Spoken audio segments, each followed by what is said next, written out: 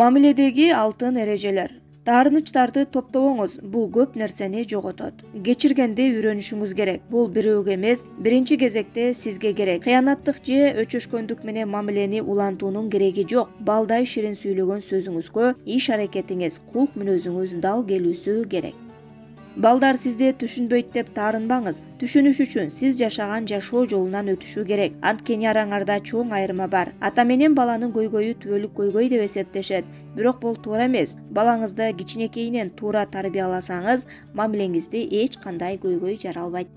Жакшылык кылдыңызбы? Жакшылыкты күтпөңүз. Башкалар сизди сөт жана сыйлайт деп күтпөңүз. Эч нерсе күтпөгөн адам бактылуу, анткени ал эч качан бирөөнүн көңүлүн калтырбайт.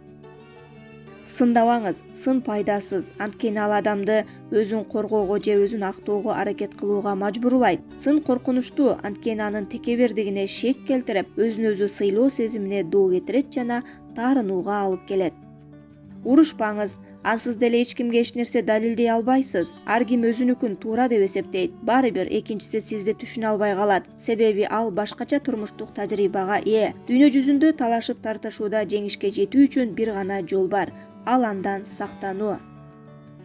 Башыңыздан өткөн тарыхыңызды, кыйынчылыктарыңызды башкаларга таңуулабаңыз, арызданбаңыз. Сиздин жашооңуз баары бир башкаларды кызыктырбайт.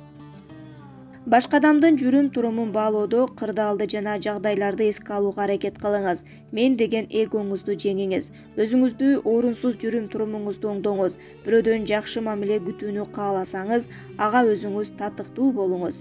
Жылуу жумшак сөзүңүз менен кылган ишиңиз дал келбесе, сизди эч качан эч ким сыйлабайт.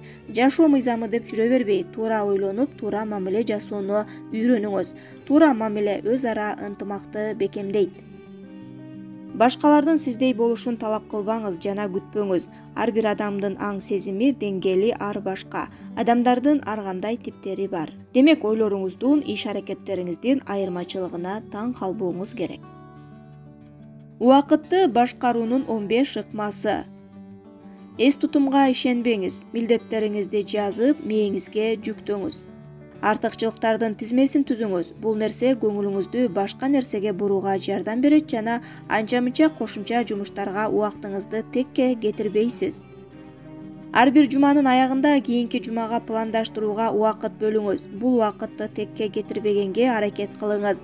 Бул сиздин түшүмдүүлүгүңүздү жогорулатуу менен жемишин берет. Кызыктуу ойду эстейм деп үмүттөнбөңүз. Идеяларыңызды жазып кетүү үчүн ар дайым дептериңизде колдо кармаңыз же болбосо үн жаздыргычты тагыныңыз.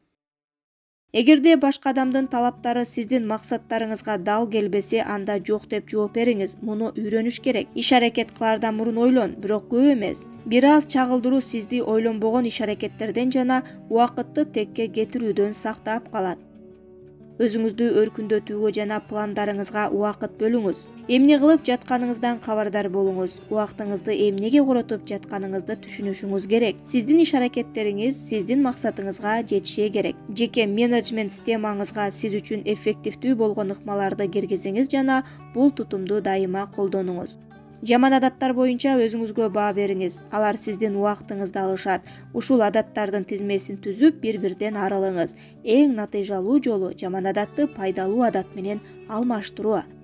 Башкаларга жакшы көрүнүш үчүн алардын иштерин жасабаңыз. Ошентип сиз өзүңүздүн кызматтык илгерилетүүңүзгө жумшай турган убактыңызды өткөрөсүз. Максаттарыңызга карай жылыштарыңызды карай турган журнал жазыңыз. Бул журналды толтуруп, үзгүлтүксүз карап чыгып, туура багытта баратканыңызды текшерип туруңуз.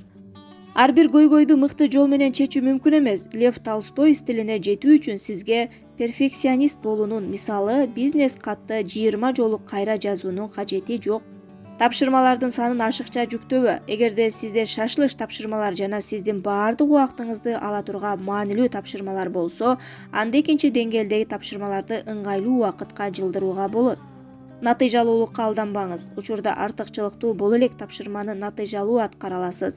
Мындай учурда убактыңызды натыйжалуу пайдаланып жатасыз деп айтууга болбойт. Убакытты башкаруунун ушул 15 ыкмасын колдонуу менен сиз кыска убакыттын ичинде олуттуу ийгиликке жетишесиз.